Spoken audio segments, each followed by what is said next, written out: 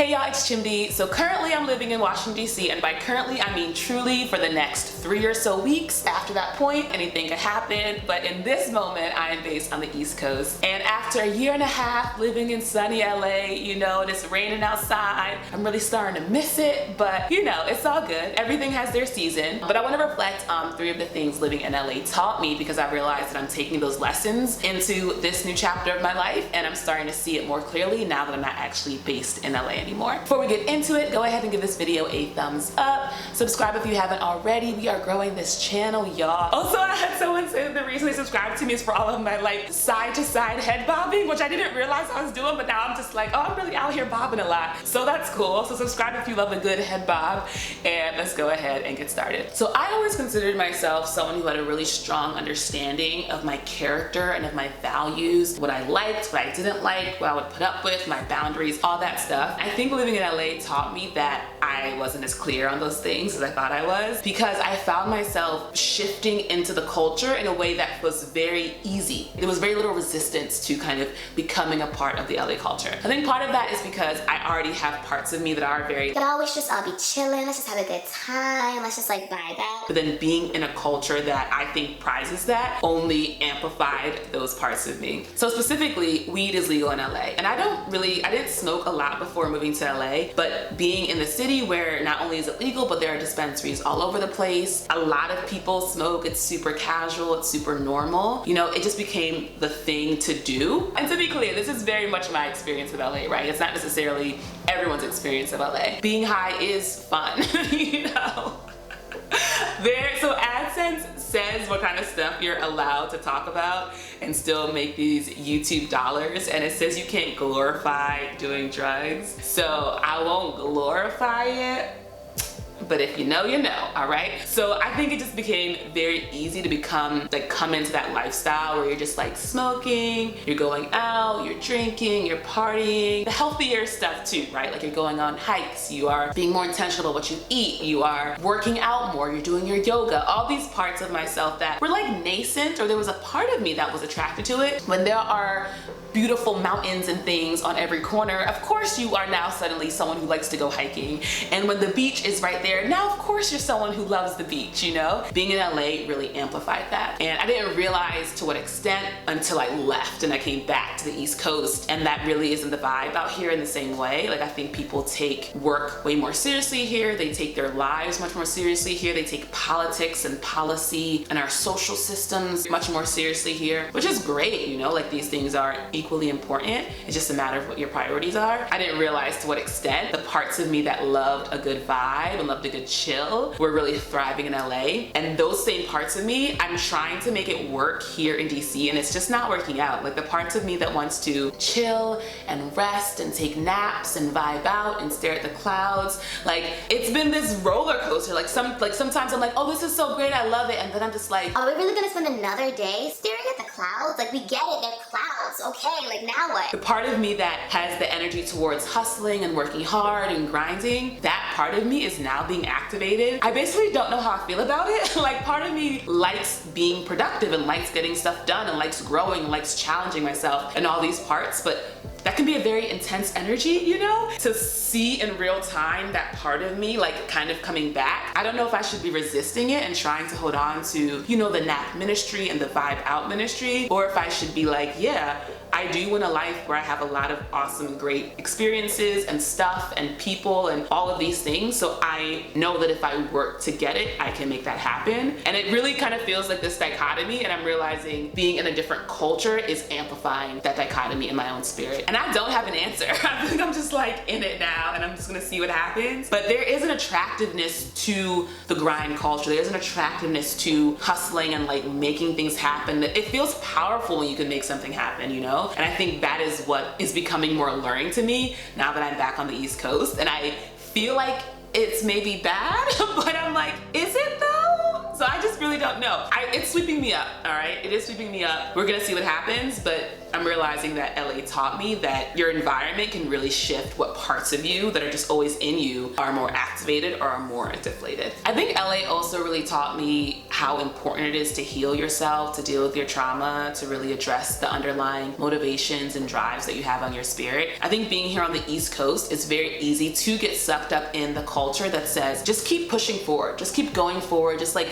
make your goals, set them, go after them, drive towards them. Don't rest and stop and think about why are you doing what you're doing? What is your motivation? Who hurt you? Like, how are you actually reacting to some like past pain that you didn't address? It's so much easier to just get caught up in going at it. And in LA, where there's way more time to just rest, to chill, where you can spend way more time in nature, where there is already more of a community around wellness and health and that holistic medicine, it really allows you to step back and say, wait a minute, what is driving me to create? What is driving me to connect? What is driving me to show up the way I show up? What are my motivations to do what I do? And that allows you to then realize there's a lot of pain in some of those reasons, and that means there's a lot of healing to do if you want to actually be driven by love and not by fear. And I didn't realize how instrumental the LA culture was to that. Of course, when I think of LA, I do think like crystal, and to be clear, I do own multiple crystals now, all right? I didn't buy any of them, but I do own multiple crystals that have come into my life. You know, there's just more of, I don't want to say woo because I found that feels derogatory, but there's just more of that energy around holistic living, you know, and it's nice and it's attractive and it's a vibe, you know, and it's easy. You can just go to Joshua Tree for retreats and do like a moon ceremony, like, you know, all these different things. It's so easy in that kind of environment. And here where it's much easier to get caught up in the latest legislation, what's happening at your work and all these things, like it's so much easier to care about that stuff, which a lot of it is external and doesn't really force you to kind of combat with some of the stuff happening in your spirit. It's more effort to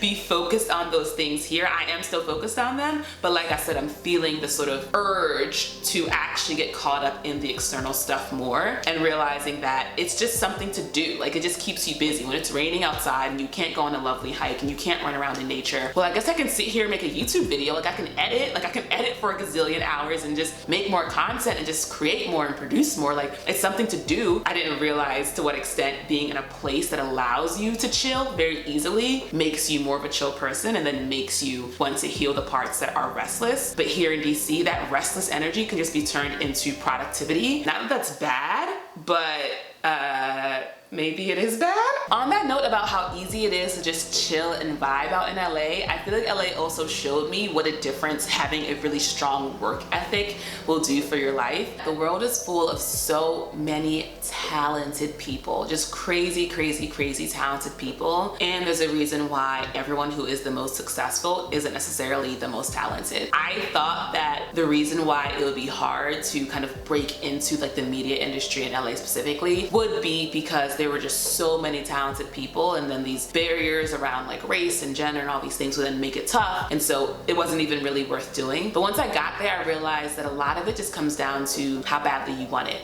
You know, you can have a talent and you can be good at something, and if you don't want it that badly, you're just kind of not going to get it, because you do need to kind of be so focused and intentional about making that your life, you know, making your vision your reality. And it's much easier there to just kind of chill and just enjoy life versus having that laser focus. I think being here in DC, where there are a lot more type A people, driven people, I think being in the political center makes it such that people who already have the energy of I want to change the world know that they genuinely can change it, because they can put themselves in positions of power to genuinely affect change. So it attracts very ambitious people. And I think the creative people go to LA, but they maybe don't have that same kind of ambition and drive. And it's the marrying of those two that allows you to be successful. So if you are just incredibly driven and ambitious, you don't really need that much talent to make it happen, because you are just so laser focused. Whereas if you have a ton of talent and a ton of just natural ability, if you don't apply that same kind of drive, like you can end up just kind of chilling for the longest. And I think what being in LA taught me is that it's not inherently bad to be the person who is super talented and is just vibing out. That's just one way to live your life. And because we know external stuff doesn't bring internal happiness anyway, you know, it's not as if you are guaranteed to be more happy because you have grinded out so much to get whatever it is that you want. I think I thought that the number, like the talent would be would be just more of a determining factor, you know? And to be around so many talented people, like incredibly mind-blowingly talented people who are just kind of like, you know, just not pressed, you know, was so interesting. And being back on the East Coast, there is a part of me that just loves being driven and leveraging my talent. And I think, I don't know, I feel like I'm saying the same thing again and again, y'all. Like, I don't know, but I just feel like the amount of talent is insane in this world. And I know that for myself, if I marry that with hard work, I'll get to wherever I want to be. And the final thing that Ellie taught me was all about community and the importance of community and the importance of friendship. I've noticed a theme on YouTube, and I actually want to make a whole separate, like have a whole separate conversation about it, which is this trend towards like, I am this person who is alone and I don't have any friends and I live a really solitary life, but that's okay, that's cool. And here's how you can, if you have a similar life, be okay with that as well. And I think it's a beautiful thing to give people that kind of comfort, but I also wonder about the just genuine reality that we are social people, that we have a very deep desire to be seen and to connect with each other and to laugh together and to grow together and to build together and to support each other. And it's really critical to our mental health to have people in our life that love us and that we love, and we are able to exchange that love and all that energy. And being out in LA and having the kind of spirit that attracts people and allows me to just really grow and build friendships, and then seeing how many people didn't have that and really wanted it, you know, really wanted that community, was an eye-opener for me. Because I think on the East Coast, because there is more of that focus on work, there's also more of a focus on networking, and that means going out a lot and doing happy hours and brunches and things like that, which does get you social. So actually that's kind of expected, that you are socializing in a way to build your network, which is different than your community, to be clear, but there's more of that intentional focus. But I think in LA, where more people have creative jobs, so there's less of going into a traditional office and just like having your coworkers and going to happy hour after, there's just a little bit less of that. I think the challenge is greater around finding community and finding people, especially as an adult. I think obviously when you're growing up and when you're in school, you have that built-in community with your classmates, but once you're an adult in the workforce, you have to be so intentional about building that community. And I don't know if a lot of people have been given the skills to do that. And so I think there is a sort of defaulting to more of that solitude, more of that loneliness. And it's heartbreaking to see, you know, because I do think it's great to appreciate your own company, and that's so important. And I think the importance of community is pretty critical too. And that's what keeps us as social creatures feeling connected and alive and plugged into this world. And as a result, invested in this world and invested in healing it and making it better for ourselves and also for our community. So those are my reflections from living in LA. I know I'll be back at some point because I had an amazing time there. I don't think I'll ever live there again, just because the walkable city thing really is quite important to me. But it's a great place to be, y'all. I hope if y'all are out there now, y'all are enjoying it. Enjoy that sunshine. You know, I'm looking at this rain right now and I do love it. I love the rain, but like, man, every day it was sunny. Every day it was sunny in LA. When it rained, I was like, yo, rain! Like, it was so cool. But you know, it's all good. It's all good. This is the season of my life that I'm in right now. Go ahead and give this video a thumbs up if you liked it. Subscribe to see more, and I'll see y'all in the next one. Peace.